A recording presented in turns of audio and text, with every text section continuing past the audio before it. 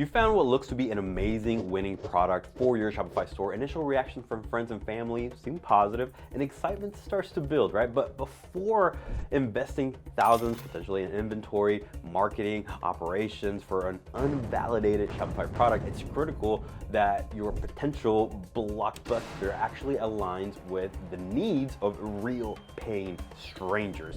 Luckily, validating Shopify products can be something that you can do very easily.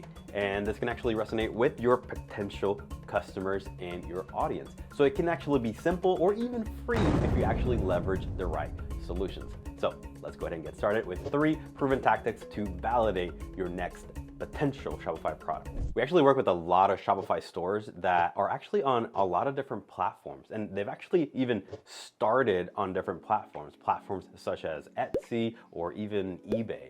And the great thing about some of these customers that we have is that they actually started on those platforms and then eventually ran into Shopify and wanted to sort of control all of their data by having their own personal storefront. So we actually have a lot of good success stories from customers who have done that transition from going from those third-party platforms into Shopify. And that kind of gave us this idea of that's a great way actually, right, to test your product before you even go into Shopify, because you actually have an established marketplace where you can actually play around and test, right, for these third-party platforms. So that's one of the fastest ways to actually validate product market fit.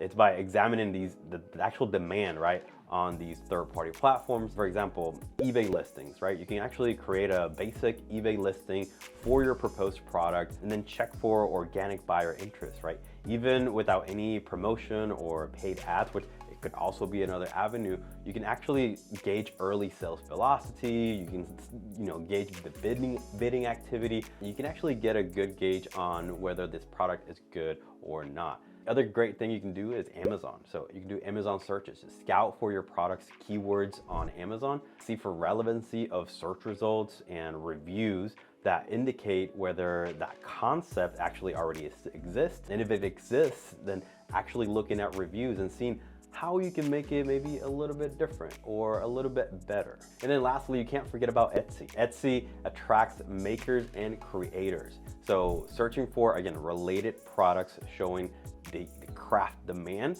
is going to be great. Favorable results will help you qualify the actual interest. Now, just because you may not get any results within these platforms does not necessarily mean that the product is not good. There may be just no one who's ever done it before, and that's totally fine. Now, the beauty of this 3P validation method is actually leveraging existing traffic on established platforms. So you're essentially just outsourcing testing demand for your proposed Shopify product. So if you already know, if you spot searches, bids, or even sales occurring organically without any ads or promotion needed, you know that you're definitely onto something. Hey, don't forget to like and subscribe to our channel. We drop 2 new videos every single week. Now, the second thing that you can do, and you may have already done this, and to be honest, like my business partner, Aaron, he's the one who usually does all the videos on the ads side of things. But what I would recommend is running just an easy paid ad campaign on your favorite social media platform. So diving right into intensive paid marketing too early can actually burn your budget, but testing something a little bit smaller, I think it's a smart approach to get something going where you at least get a little bit of engagement, if you will, from your audience. So number 1 would be some kind of Facebook engagement ad. So you're creating either a simple video or image for your product without even linking it. It's like you're just trying to see reactions, comments, shares, and actually assess the appeal of that particular product. We've actually seen some great success of brands who they start from nothing. Like they don't even have a website just yet, but they are on TikTok, they are on Facebook, they're creating content already about the process of creating a brand. That alone is going to be 100 times better than if you quietly and very secretly, right, build your brand and try to do all these things and spend so much money doing this and that without actually being upfront about sort of like what you're creating. A lot of times being upfront like that and talking about the process that you're going through by building this brand actually appeal to people, and they know that, hey, there's a real person behind this brand who's working. You can see the blood, sweat, and tears in the videos that they're creating.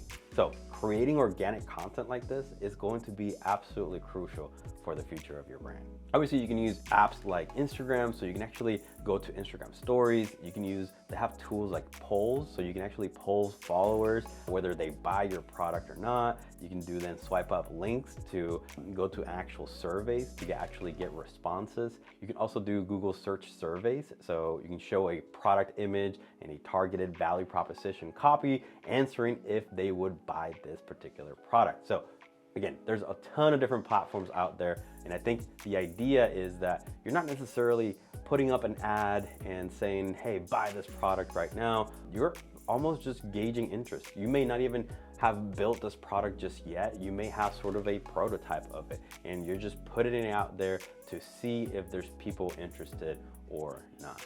If you can drive strong reactions, pulling interest and clicks for say under $250, $500, then you've greatly validated your product for that next stage. Now, the third way that you can validate your product, and I guess without a lot of capital up front too, is actually starting with the starter plan within Shopify. So building out a full working Shopify store and buying inventory to test product, it costs serious capital and time. So a solution, just taking a few minutes, allows for safe product validation without the potential risk of spending a lot of time picking a theme, going through the process, building your store, figuring out vendors and all that kind of stuff, right? You can actually do a sort of a pre-sale site, if you will. You can actually do this pretty easily, and we just had a current member of our OSO program where they actually, it was amazing to me, but they bought a domain through GoDaddy. Then they created a free website within GoDaddy, which you can do that very easily. Very simple structure, just had the logo, a couple of navigation links, and then after that, they actually have Shopify products.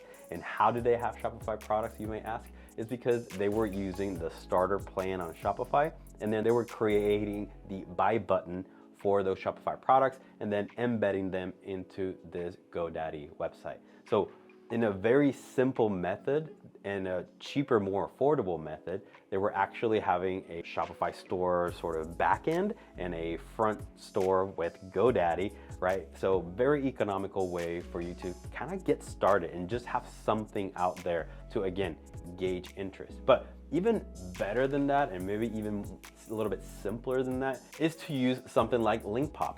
LinkPop will allow you to have your products and engage those products and post them directly into Facebook, Instagram, potentially even TikTok as a link in the description, right? So again, you can actually gauge interest by going to social media platforms, and you can technically sell products very easily by using LinkPop and Shopify mixed together without having to create a huge storefront or anything like that. You can actually run a pretty significant numbers before you even go into themes or stores or emails or anything like that. Now, by doing something like this, a few things you want to assess is definitely going to be some of the traffic that is coming in. You also want to be looking into keyword search volume for the descriptions of the products that you have in there. And if you don't have something like a heat maps tool, then having some form of heat maps tool to show what visually is attracting the most attention is going to be ideal. We always recommend something like Microsoft Clarity. So for just a little bit of money and a little bit of time invested, you can actually validate products in hours, maybe even a few days, instead of maybe months of pre-selling or doing a bunch of other stuff, right? You can actually try to get this done a little bit quicker. Now, overall, a few things that you want to make sure that you monitor. Number one, response rates, right? What share of customers demonstrated buying interest via reactions, surveys, etc. Number two is click-through rates, right? So for any surveys or polls that you generated, how many people actually clicked? Obviously, higher click-through rates signal a higher appeal. And then conversion rates. So if you actually went through the process of setting up a small landing page or doing it with LinkPop, what share actually converted, right, from these mini landing pages? If it's 10% plus, then that's absolutely hot. Obviously, if you're still within the 3 to 5, that's still actually pretty good. So don't get discouraged if your numbers are not crazy high. You actually want to gauge a little bit of that interest. Now, another thing that you want to check into is sales velocity. So those third-party platforms that we talked about, how quickly are things selling through daily, weekly. All these averages will help you gauge sort of the existing demand right now within the marketplace. And obviously doing all this will actually make you move forward a little bit better without the sort of, making any gut feelings, if you will. You will actually have a little bit of hard customer data from a lot of different points of view. And at the end of the day, validating that your investment into a new Shopify product has firm grounding in customer demand, that will obviously deliver confidence in you. But what drives even more confidence is knowing what to do next, or better yet, what mistakes you want to avoid next. So check that video out.